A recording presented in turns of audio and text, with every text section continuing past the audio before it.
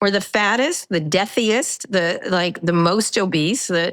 So we're paying double to be twice as sick. And so why not give everyone a basic, decent level of health care where they don't worry about being bankrupted? That was particularly irritating because it wasn't ever about everybody. It was about them individually. Do you care about anybody else? Like, what does that do for anybody? Is there anything out there that you came away saying, maybe I'd give that a whirl? I think I probably... Kara, this is a special episode for me. This is our second season, and I've never not done an interview live. And you're the first one I'm doing over Riverside. So you're special. We're pretty excited about CNN's Kara Swisher Wants to Live Forever, a quest I've been on for about a quarter of a century myself. Yeah. Well, good. Well, I'm glad I'm here to help you. Now I'm teasing. You know a lot more about it than I do. Well, I'm not sure about that. A certain branch of longevity we're going to unpack today, and I think you know a lot more about me. But just to jump right in, Kara Swisher wants to live forever. How long do you actually want to live? I don't actually want to live forever. It's a joke. I think I was taking off from these guys who have the don't die movement, or, that they want to move their brains into another sentient robot kind of thing. No, probably, into my 90s in a relatively healthy age, in a relatively healthy way. And, there's a lot been written and said about this Healthspan lifespan thing. And I think I'd probably like to have a Healthspan gel with my lifespan at the same time. So I have young kids, so it gets more and more every year. But not 100, not more than 100. I'm mired in this stuff, and I would tell you in America, our health adjusted life expectancy is only 64. So you're coming up on that fast. I know I am. That's the health span, right? That's the yes. That's when you start to really start breaking things. Yeah. Yeah. You get a chronic disease or a major disability. And then we have 12 long years before we hit our life expectancy. So that's the delta we're trying to close. But yes, that's for you men. Women have a little longer one, but But still, that this whole I'm going to live to 120. It is complete bunk. It is. Right now, the average maximum life expectancy of the human species with an average set of genes, as you point out, about 96 for women, 91 for men. That's what we can really shoot for if you haven't won the genetic lottery. Right.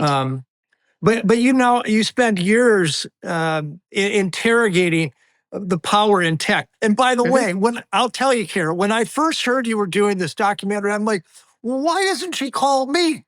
But then when I saw it, I'm glad I dodged the bullet.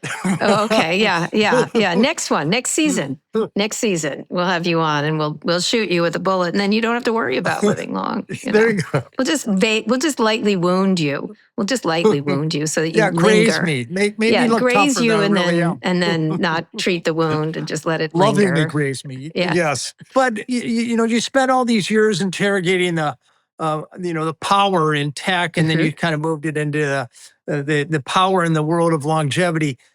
Did you emerge thinking there's some genuine science there, or is it mostly marketing bunk?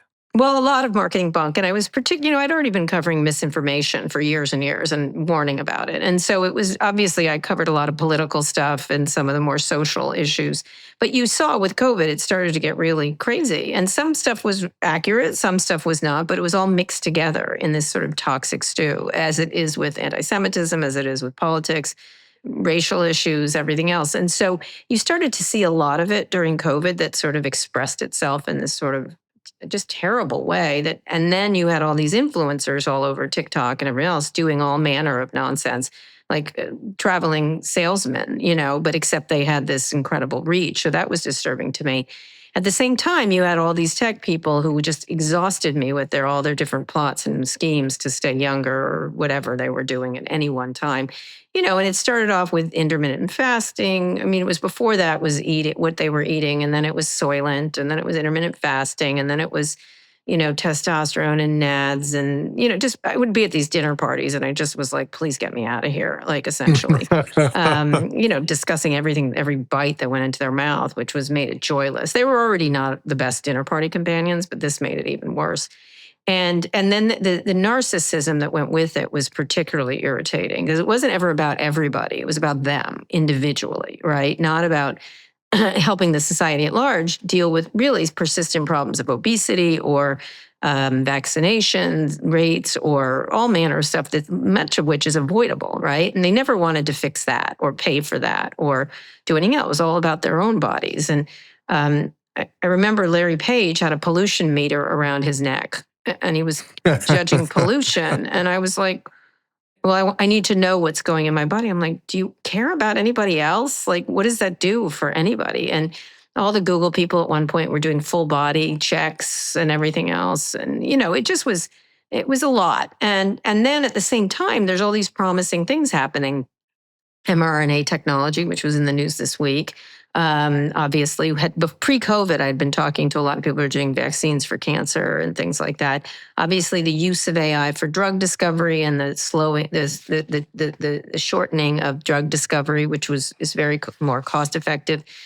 Gene folding, I was super interested when they were doing that. And then the CRISPR people. And I just was like, there's all this astonishing stuff that would help a lot more people. And then there's this fixation on narcissism, both, within these wealthy classes and at the same time being sort of trickled down to not as wealthy people in this sort of charlatan circus that drove me nuts online. Do you think it was narcissism, or they got their money now and they want to be around to enjoy it, or they didn't get laid when they were teenagers and, yes. Maybe... All of the above, Dan. Maybe all now. Of the above. All of the above. But, narcissism was at the heart of it. It's me, me, me. And what can I do? And they already had created lives that were more comfortable, whether, going from the plane to their beautiful homes, to their trainers, to their nutritionists, to their this. So they already created that kind of thing, virtuous circle. And so they had the cream of the cream. And then at the same time, very few of them talked about helping people ever, except for a couple of people, right? Which would be mostly the women, actually, like Mackenzie Scott, who was giving money to the here and now. Then they mobbed up with Trump, and they started cutting all manner of stuff to really promising research. And so to get theirs, to get whatever, whether they want a relief from tariffs or whatever. Meanwhile, Trump and his hench folk are over at the HHS cutting things that were important to all of us, just because they're mad about COVID or whatever it happens to be. And so it got really irritating to me. And when I'm irritated, I tend to try to say something. Watch out. Watch out. One of my favorite lines from Kara Swisher Wants to Live Forever is, you said when you want to die, you want to be cremated. Yeah. And throw your ashes in the face of people you don't like. Yeah, I have several different things that I'm discussing with my children. I have a lot of kids, and so we have various things. And one of them is like, I'll do it, and I was like, one of them's like, that's not very nice. And I'm like, yes, it's not meant to be nice, and I'm not here, so it doesn't matter, so you'll have to deal with it. I have other ones. I have Viking funerals, where I'm on a boat and my kids shoot arrows into the boat and it burns down on the water. But they could miss, and that's an issue. So I think about these things. Another one is I was trying to track when Steve Jobs died, his sister, who was a well-known novelist, who we met later in his life because he was fostered, he was adopted, and he found his full sister.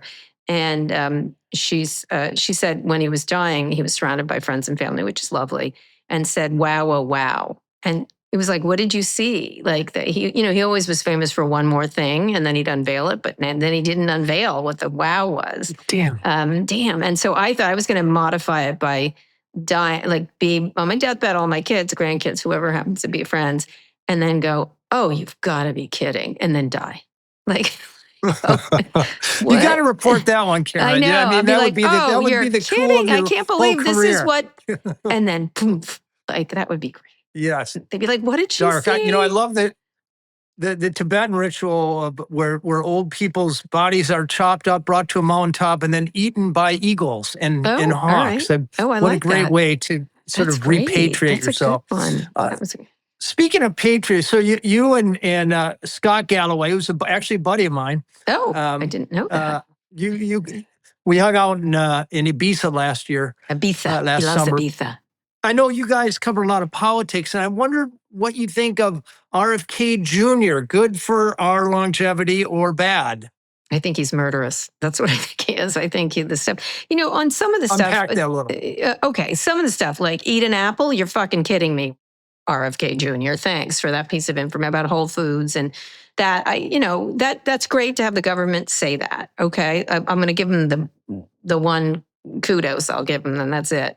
But the idea of whole foods and healthy foods and more legumes and things I like that. The food pyramid's just such a fucked up thing for many decades. So that said, he sticks animal proteins right at the top. And I was like, oh, great. You and your, upper left. You and your raccoon penises are back again. And so that to me is like, oh, what is happening here? Like it's this guy's, he can eat as much as he wants. I don't really care what he does. But I thought that was irresponsible to be pushing something that was actually important, which is like an actual food pyramid that were proven diets are very clear. These Mediterranean or fast diets, and I know the diet stuff has been all over the map. And so I appreciate some clarity, but then he ruins it by sticking the animal proteins at the top, which is fine. And I love a burger. It's not that I don't love a burger, but come on, it's very clear and the American Cardiology Association corrected him correctly recently. But everything else is done in distrust of science, which, listen, scientists make mistakes. There's a lot of bureaucracy, no question, but that's nothing to run on, to tell us something. And clearing out bureaucracy and speeding up things is a good idea. That said, I also feel safety is critically important. And these people have these cockamamie schemes that they don't have proof for, right? They just don't. And I get it. I get the COVID thing really screwed with people. It really was a mind fuck for this country. And there were lots of mistakes and misstatements, but I don't expect everyone in science to be perfect, but I certainly don't think they're up to some crazy thing. Their fixation on pharmaceutical companies, appropriate to a point, right? Appropriate to a point. And at the same time, there's just a devil around every corner with these people. And I know scientists and I don't believe it. I don't believe it through reporting. And the demonization of science people and researchers. I mean, any day of the week and twice on Sunday, I'd rather be with them over RFK. And, honestly, he's conducted his life in a way that seems rather irresponsible on many aspects. And again, trying not to judge. I live in San Francisco. If you want to marry a goat, I'm good with it. That said, I'm judging. I'm judging. This guy doesn't have the finest character in the land. And he's obviously desperately thirsty to run for president, and he's so far beneath his father that it's like he's subterranean. And just the whole thing is just so performative and ridiculous. And it's not about the health of people, or else if you want to have a debate, have debate, bring in lots of different voices, but not people who are going to rubber stamp you the other direction. And so the whole thing is just, it sort of sticks with Kash Patel at the FBI, who is obviously incompetent, or Kristi Noem at Homeland Security, or any manner of these people. They're just not our best and brightest. And again, I'm willing to hear new voices, and I'm willing to have people talk about different things and push the FDA and push all manner of things. I didn't dislike psychedelics getting fast tracked, but I like the testing to be done. Right? But I don't want it because Joe Rogan texts the fucking president. Are you kidding me? That's not how we get things done in this country. I'm sorry. It's just not. I'd like to text the president and get $25 minimum wage. I'd like to text the president and get universal health care, which of course is the way we all get better. Universal health, it's such a, instead there all manner of nonsense is going on rather than what actually works, which is a lot more boring. Universal health care is worth about 5 extra years of life expectancy. Yes. But I want to get to... Let me say it's economically idiotic. We spend double. We're 15K per capita right now, or nearing 15K. There's 6,000 to 7,000 in peer countries, and we're at the bottom of everything. Right. We're the fattest, the deathiest, the most obese. So we're paying double to be twice as sick. It just doesn't make any sense. And universal health care is even at the bare minimum. And again, look, rich people can pay more in those countries, and they do. Great. Again, knock yourself out, rich people. They will anyway. So instead of griping about, a basic level of health care, people being scared about being sick also contributes to health, longevity issues, the stress and everything else. And so why not give everyone a basic, decent level of health care where they don't worry about being bankrupted. The same thing with homelessness. It's just give people affordable homes, give people a minimum wage. These are all health things. These are all health initiatives when you think about it. But of course, I reported on one of our blue zones in Costa Rica. Mm-hmm. They have about half the rate of middle-age mortality. In other words, they're about twice as likely to reach that healthy age 90 as an American does. And they spend 1/15 the amount we do on healthcare. And why is that? They not only have universal healthcare, every man, woman, and child has the right to an annual visit from this basic health team that has your records, that if it senses type 2 diabetes or depression or early onset cardiovascular disease, they get you into the clinic. And that's what works. So here you have this nearly third world country who is running circles around America.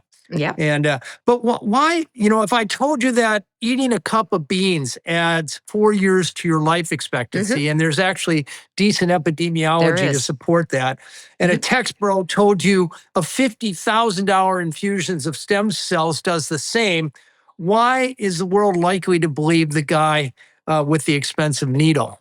Because we have an idolatry of innovators, and we think because they're good at one thing, they're good at everything. I mean, and they become experts in it. I mean, I literally had an interview with Elon at the beginning of COVID, and I'm not a doctor, but I can read historical tables, and he was like, COVID's going to be over in a week, and there's going to be 15 people. And I go, historically speaking, these kind of things tend to take 1 million people if we're safe, if we're good about it. 1 million seems to be the number I'm seeing, like, if not worse. And he was like, you don't know, I read all the studies. I'm like, well, I'm not a doctor and you're not a doctor, so I don't understand what's happening with you, essentially. And it was just like that. I've read all the studies, I know everything, et cetera, which is exhausting. Amazon Pharmacy presents Painful Thoughts. Of course I see my coworker in line at the pharmacy. Can you tell I'm picking up prescription hemorrhoid cream? I'm probably standing weird. Why is he smiling? He knows. He's gonna call me Hemorrhoid Lloyd tomorrow. I know it. I gotta quit my job. Next time, avoid awkward conversations and get fast free delivery with Amazon Pharmacy. Healthcare just got less painful.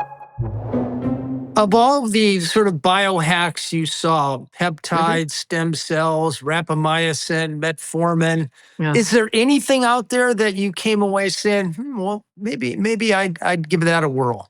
GLP-1s. I think we should do extensive studies. I think it should go out to the broader population. I think there's all manner, they're already doing them, right?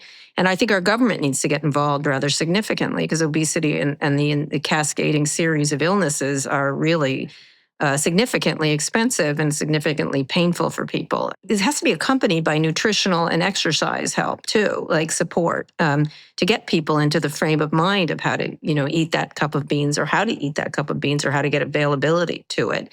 And so, yes, I think GLP-1s is one area that I think are incredibly promising.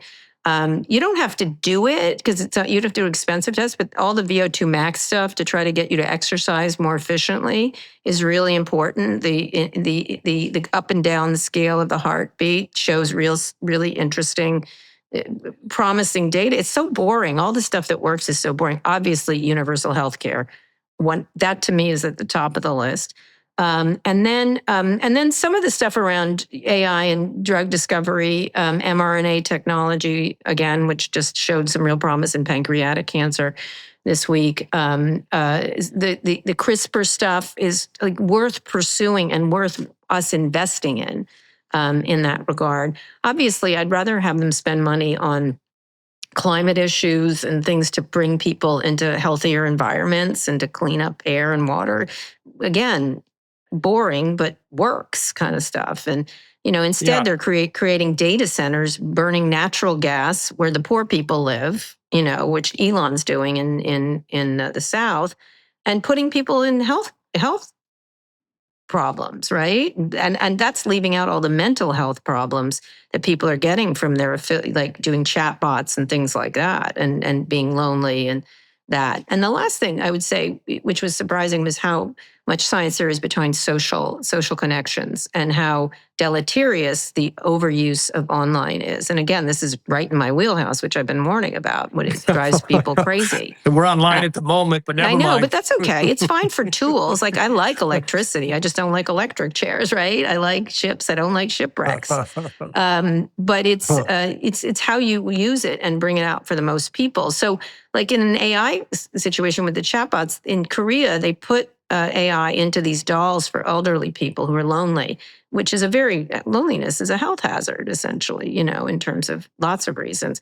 And they play with these dolls, and these dolls react. They're not just rote mechanical dolls. They'll have a conversation, but the government makes sure there's safety and privacy and safety guards, so that it doesn't degenerate into how would you like to commit suicide. It degenerates into really cool, interesting discussions for the elderly, and then they get together in person to talk about their dolls, which is like, doll playing is really fun as a kid. And these are very lonely older women. And I was like, this is a use of AI I can get behind. Or robotics with AI merged into these exoskeletons around walking. It changes these mechanical exoskeletons in a really helpful way. And so, sure, I'll take AI in that. So there's lots of things that if you use these things as tools, they're wonderful, but often they get weaponized, and usually at the behest and for the benefit of the very wealthy, these tech people.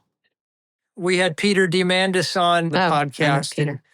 He asserted that in 3 to 5 years, we're going to have AI-driven innovation that's going to occasion a huge jump in life expectancy around this protein folding and mitochondrial efficiency.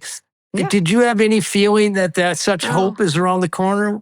Well, I don't love their timelines because, Peter's selling that stuff, right? So, that he's talking his own book. I like Peter. I like some of this stuff. But Peter, a couple of years ago, was telling me we were going to jump on a comet and, or an asteroid and take all their metals. And I'm still waiting for that to happen. Sounds cool. Sounds great. I don't know. Often a lot of people go, I was just at a media thing and they're like, AI. And I'm like, well, how? And they're like, AI. And I'm like, yeah, you're not being very specific. I need specific. How are you doing it? So I don't deny there's going to be, AI is going to be critically important to drug development, like I said, or other things, or drug discovery, or drug interactions, all manner of stuff. And I do think diagnostics, even though the record is still spotty, but eventually, like the original internet was pretty shitty. It's only going to go upwards, and we're only going to get stupider. So that's really kind of you can see eventually these developments are really important. Like, I looked at something called Face Age that we didn't put in, but we were putting up all the interviews I did, because not all of them made it into the full show. But there's a thing at Brigham Hospital in Boston where doctors, when they look at cancer patients, they kind of just eyeball them, right? You look kind of old to get this aggressive cancer patients. And instead, this Face Age thing is using AI technology to look at these patients and find an age, their real age. And so this one woman was, I think, 76, but she had a face age of 68, and they recommended more aggressive. They used that along with other doctors. It wasn't just the AI that did it. Because the AI was seeing other things, and she responded very well to more aggressive treatment. And so she would not have gotten that treatment, or they would have thought she couldn't handle it because she looked kind of creaky, but she wasn't creaky. She was less creaky than they thought. And so I think that's great if it helps you in tools or ideas, but it has to have a human AI interaction as a tool rather than taking over. And I fear the taking over will be the thing that happens, as we have done with maps or whatever we do. But the maps work pretty well, I'll be honest with you, rather than a paper map. When you look at evolutionary biology, for most of human history, we lived in an environment of hardship and scarcity. Yeah. And it's through stressing our bodies, whether it's not overeating or whether in physical activity or saunas, right. That not only seems to contribute to longevity, making that effort to meet a neighbor, walking Very a place instead of getting in a car, doing your own housework. And where we get lost with AI, I think, is this notion that we're gonna unload all of our inconvenience on AI. It probably is going to take us to the wrong place unless I would agree. Our biology changes. And right. doesn't look like our biology is changing anytime soon. I just want to remind listeners we're talking to Kara Swisher about Kara Swisher Wants to Live Forever, CNN, great show. What's your favorite segment? If viewers haven't seen it yet, what episode should they go to? And what's your favorite episode or scene? How about a moment? A moment. We will go with the moment. I go to my dad's grave because I talk about the impact of death. And there were several really interesting discussions about death. I had a great interview with Reed Jobs, who's the son of Steve Jobs, who I thought had the best attitude toward death, which was it was life's greatest invention because it spurred you on, as opposed to, I want to live forever. I want to use death to inspire me in the short life I have. And he actually had a much too short life. But I thought Reed Jobs was one of these wonderful thinkers, and a kid of these people, but is taking it in the ways his dad probably would have been very proud of.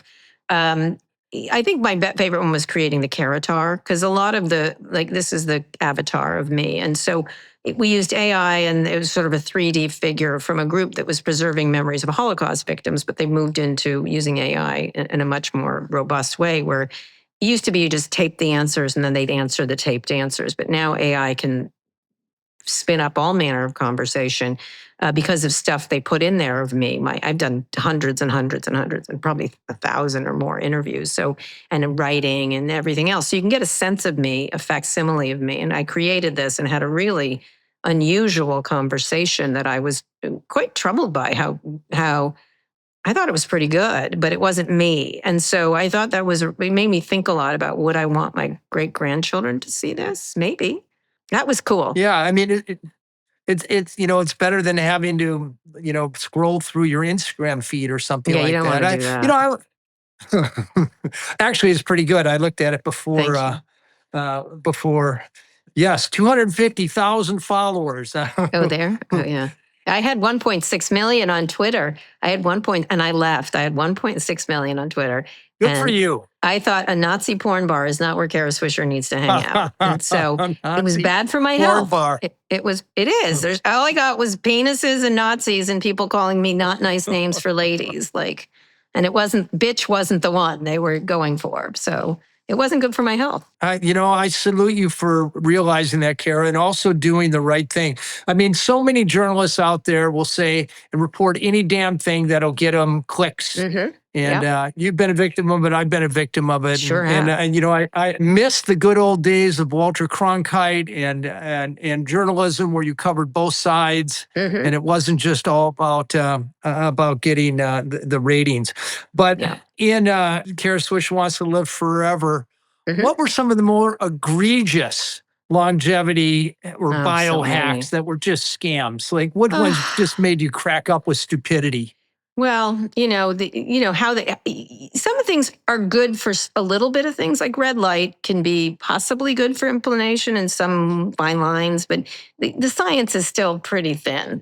Some of those things, what bothered me was how they took them and made it the solution for everything. Like, if you take this one pill, or if you have this $7,000 red light mat, you're going to be twice as beautiful, baby skinned. And I'm like, no, you won't. Stop it. Stop selling people all manner of nonsense.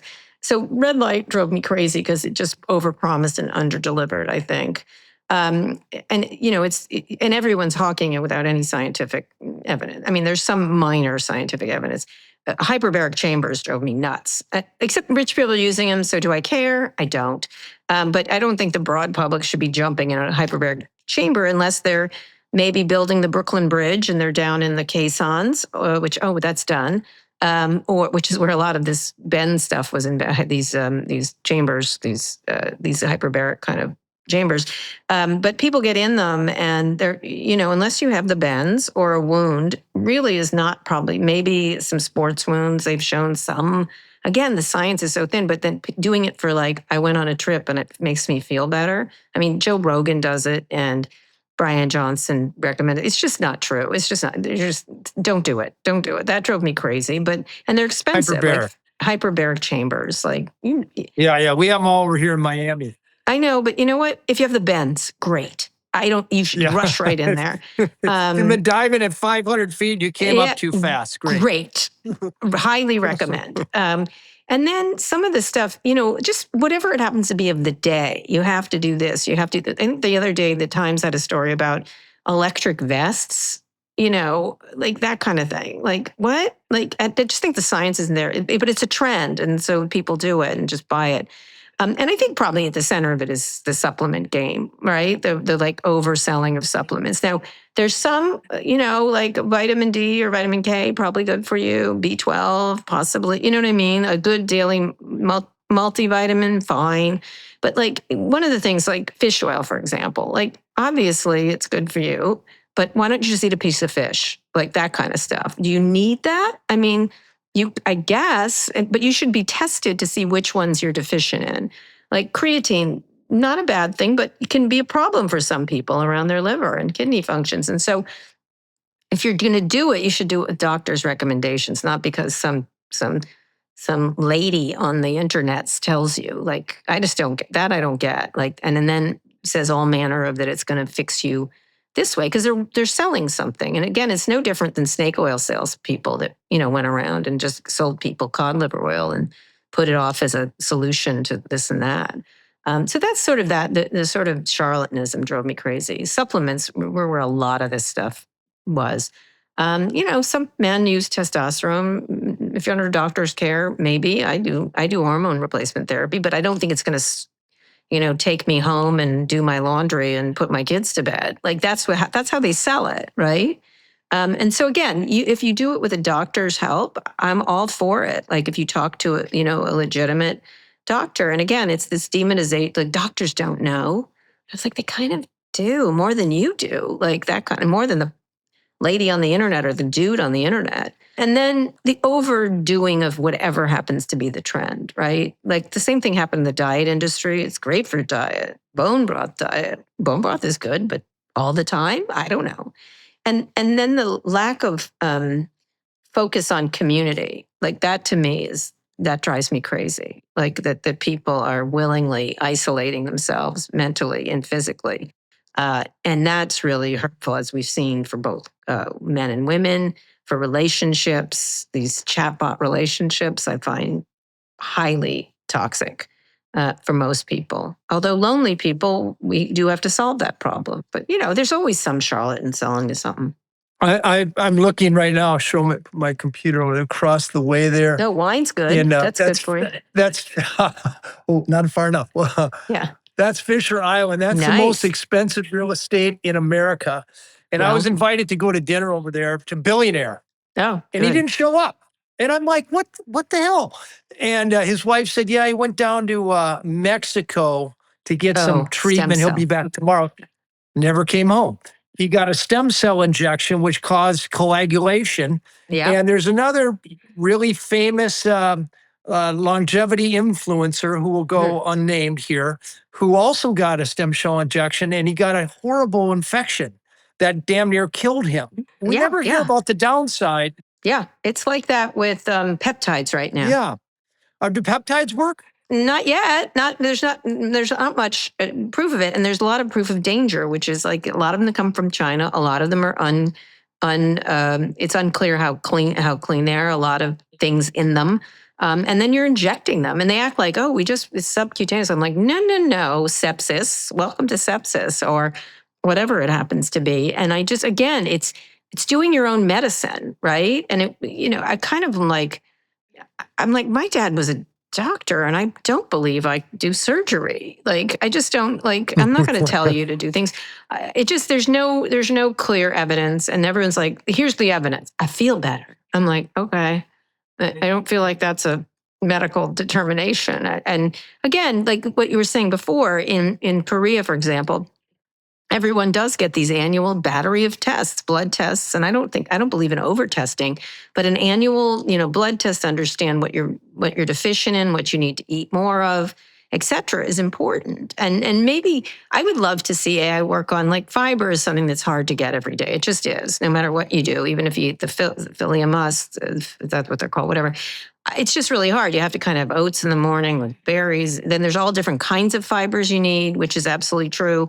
So I would love some innovation in that. How do you what's the best? I'll give you some innovation. All right. Okay. On my website, there's a recipe for Sardinian minestrone with 3 beans in it. You eat a bowl of that for breakfast. You get half the fiber you need for the day and 25 different strains of fiber. Right, and, exactly. But people don't know that. The strains of fiber you need. Like, that's the kind of thing that's important to know. And how do you do that? I love a minestrone. My grandmother made a great one. She probably was an influencer back then, but it was delicious. Well, your grandmother probably possessed, you take your grandmother's wisdom and you add it to, even the woeful public health system we have right now. It adds up to probably the best longevity formula in the world. Well, can I give you one? After dinner, she's always like, go walk after dinner. Like, there's so much scientific, like, postprandial stroll. Most important thing to do if you had to do one thing, and then you end up talking to your partner or your kids or whoever you're walking, your friend or the neighbor. So many benefits. Like, I did a thing with all these kids, these younger people down in Brooklyn, where they played game night, and I brought a neuroscientist with me from Harvard, and she was like, here's what's happening here. They're touching the tiles, they're talking to each other, they're challenging their brains, the cognitive stuff happening here. And they were so sick of, they were just having a community moment, but there were so many healthcare benefits from what was happening that I was trying to focus in on it. I did beat them at poker because they sucked at bluffing, but that's the way it's going to go. I took all their fake money. But it's just that kind of stuff. You're right. My grandmother knew 20 things that the billionaires completely miss because they're not cool and they're not hip. Mm-hmm. You seem to metabolize so much information. You do 3 podcasts a day, one or three podcasts a week, right? Right now, 4 a week. 4. Two. You want to say what they are? No. On with Kara Swisher, which is an interview show, and Pivot with Scott Galloway. So we do 2 of each, and we're about to launch some others. We're trying to develop more talent and more hosts, like he's doing with Jess Tarloff with Raging Moderates, or Ed Elson, Prof G Markets, and stuff like that. So we don't go forever, and so we're trying to sort of have these podcasts that have enormous amounts of factual information and are also fun to listen to. So, or substantive actual information. So I do a lot. And I have a lot of children, so that takes up a lot of my time too. What's your routine? How do you stay abreast of all the news and metabolize it all to sort of package it up for the world? Well, I use online to do that. I use online to give me sort of good information. I read everything online. I don't read a news. I used to, but I don't. Like, I'll read the New York Times, the Wall Street Journal. I'll read medical journals. I have searches for things like I'm really interested in mRNA vaccines right now, and so they'll come to me. Often, I definitely use my phone quite a bit. I just am good. I only use it for information. I don't sit around sometimes when Kash Patel does something stupid, it's irresistible. But I just sort of parse it out. That sounds like weird, but a lot of people bug me about it. I don't have an assistant. I do everything myself. I respond myself, and that's therefore amazing. It limits things, though. I don't get overscheduled. I schedule myself, and so I have control over it. Obviously, I prioritize my kids. Like this weekend, I spent with my oldest son is working for a city council candidate in San Francisco, so we can't paint. We canvassed, and it was really fun. I met a lot of people. That. But that was really healthy. I felt great. We walked around and we talked to people, and we both felt great afterwards. And I spent time with my son, which is great, and had great conversations and had good food and stuff like that. So whatever my kids, I try to do something with all of them individually, and then as a group, we like to get together. And then Very blue zones, by the way. Yes, I am. I'm not a big party person. I'm just not, like you and Scott, obviously. But I wish I drank more. I know it sounds crazy, but I'm not interested. I like bars. We can fix that. I know, but I've recently been going to bars because I like the feeling in bars, right? I know it sounds nuts, but it's just really nice to sit around with people as the weather's nice. There's something I always sit at the bar. Yeah. Even if I'm with somebody, let's sit at the bar, because you're at a place, you're likely to, first of all, talk to the bartender, but also the person next to you on the next stool over. Right, exactly. And I talk to people a lot. I didn't do that. My oldest son is very friendly with people. And one of the things one of the brain scientists was talking about was talking to people you don't know, which is just as equally important as talking to people you do know. And one of the things my oldest son does just naturally is whenever anyone he meets anyone, he goes, "How's your day going?" And he looks at them like he says it. He just done it since he was a kid. It was real. I didn't teach it to him. Oh, lovely. And he goes, "How's your day going?" And this is what happens with people. They go like this. They jerk their head up because someone's interested in them. And it's not, you don't have to have a 9-hour conversation with people you don't know. And they're like, "Oh, well, it's hard today." They answered honestly, which I had a really hard day. And he's like, "Oh, really? What happened?" And he sometimes has longer conversations. Sometimes he doesn't. He goes, "Well, thank you so much for what you did." And I have to tell you, you can watch the health go between people when that happens, because there's the eye contact. I noticed you for a second, which is really very enlivening to people. And I just was like, I started doing it. And I have to tell you, I feel better. I've started to do more community stuff. Like Zeke Emanuel has this book, Eat Your Ice Cream. I love Zeke. And he made me dress up like a colonial figure in this thing. You'll see that coming out this week. And we marched. I never marched. Are you kidding? I think it's ridiculous, but I did it. And he was talking about, he learned how to make honey. He learned how to be a short order chef. He's doing ballroom dancing right now. So I started, I created I had mahjong lessons, and I invited 16 people I know that didn't know each other. Everyone had a fucking ball. Like, we were like, the tiles, the movement, the sociability, people they didn't know. And it was, I have to say, every single person was like, I really feel better. Like, it sounded silly, but it wasn't. So I try to do that more. Is that the result of that you're wants to live forever? Have you changed anything else about your daily routine? Yeah. How much you sleep or what you eat, or what else have you changed? Sleeps. Yes, I do. I do run now. After I did the VO2 max, I was kind of like, that's a shitty number. And I raised it quite a bit by running. And I did the intermittent running where you get your heartbeat to a certain type, up the next step, and then down again. So I monitor that. And I think that some data is good and some data is pointless. Like, I always 10,000 steps. What the fuck does that mean? But actually, when you monitor certain things, I'm much healthier in terms of that way. And the numbers are very clear. So I started running again. And actually then running is also meditative, right? I've always done strength training. So that's important. I've always done balance training. Because I know the falling thing. I'm very aware of that. But it's like when I was a kid, we sat in the sun with baby oil and foil in front of our faces. We did it. Like now, right. And now kids, they wear sunscreen. It's like, it feels like I'm compounding things now. Like, okay, now I'm going to run again. So I've done a lot of that. I also put my phone away quite a bit more than I used to. I mean, I use it for work and texting and stuff like that, but I put it away a lot more than I used to. I tend to go out a little more. I'm not someone who likes to go out. I'm a homebody, but I like the other day I have an apartment here in Brooklyn too, and I walked by a church today, and I thought, I'm going to go in next time I'm here. I'm not particularly religious, but it was something appealing. There was a group in there singing, and I'm like, I should just go, just sit and listen to the music, maybe talk to some people. And I don't think I would have done that before this because I wasn't aware of the scientific improvements to your body and longevity by social connection. So I think probably I'm making more social connections with people I don't know or experiences I wouldn't do. I was thinking of learning the banjo the other day, but I'm not going to do that. That'd be fun. How about food? Any changes to your diet?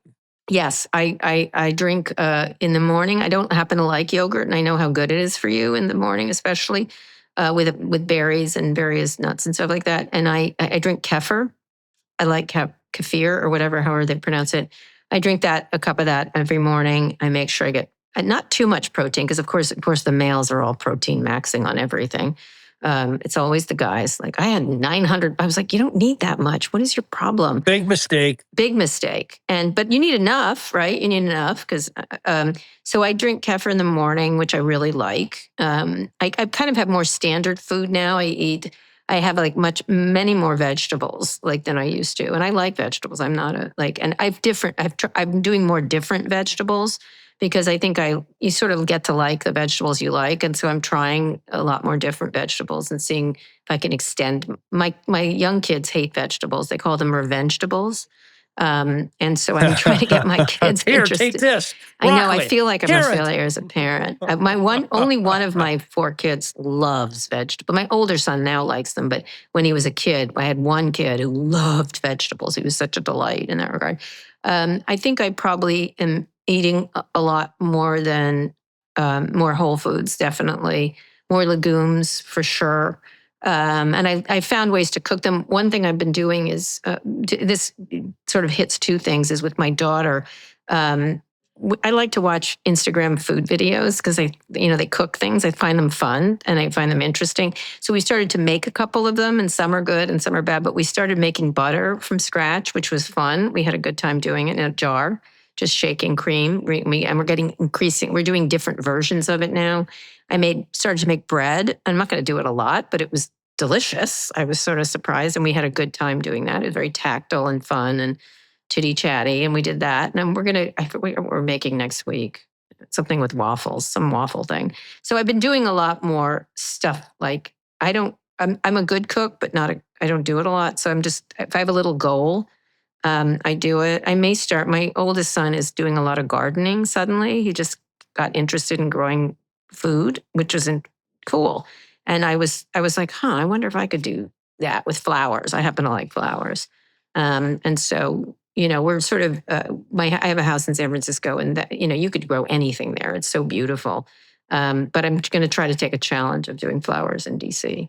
We'll see. Yeah. So the final question, with Peter Attia, who in a way was a godfather of this whole sort of longevity, and he was been taken down by his comments or in correspondence with Jeffrey Epstein. Do you think longevity as a trend is waning or waxing? I think longevity in a more healthy way to think about it is waxing, is becoming important. I think people do. I think parents they like how, especially because online feels so deleterious to health, right? They get it. There's something deep. Like something's wrong with my kids staying inside, doing this, getting all these crazy recommendations. Peter is a complicated person because some of the stuff is right. Some of it I find very narcissistic and very only made for the top tiers. I don't think he's a fitness man of the people. You know who I like? Jack LaLanne. Go back and watch Jack fucking LaLanne. His advice is excellent. Give him a chair. You know what? Here's a broomstick, everybody. He's not trying to sell you something. And I think besides his emails with Jeffrey Epstein, which are just heinous, they just are. There's no way around it. And with Peter, some of the stuff is good, but it's not meant for everybody. It's not he doesn't want everyone to get healthy. He wants him and his elite groups. It feels like that. It has that vibe to it. And so I would maybe he could just get a broomstick and not sell anything and teach people how to exercise without having to buy something from Peter Attia or whoever, blank. And so, and I get you have to build a business, but on some level, I don't know. I went back and looked at all the Jack LaLanne stuff, and almost everything is accurate. He had a famous line, "If it tastes good, spit it out."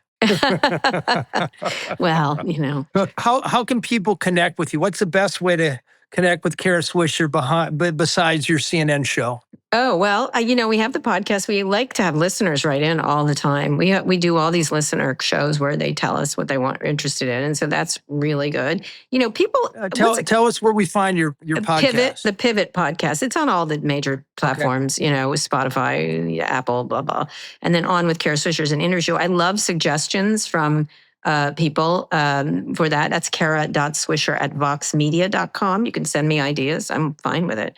I love ideas. And, people actually stop me in the street a lot more, especially because I don't know if you've experienced this, but podcasts have made, like Scott and I are sort of like, people talk to us because they have a parasocial and familiar relationship with us.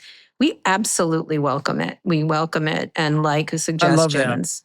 I love it. And again, it helps me when you're talking to me, and as long as you're not yelling at me, but I don't mind if you're yelling at me. It's fine as long as you're polite.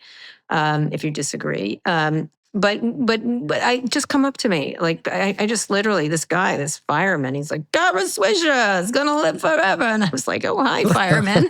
And he was like, what do you think of this? And I said, well, here's the science and here's a link and this and that. And it was a great interaction. So just ask me if you see me, if I'm walking about, just find me. I walk about a lot more. I walk 4 miles Kara, today. I hope to run into I'm a little older than you, so maybe this is selfish. You look good. I hope to run into the street when you're 100.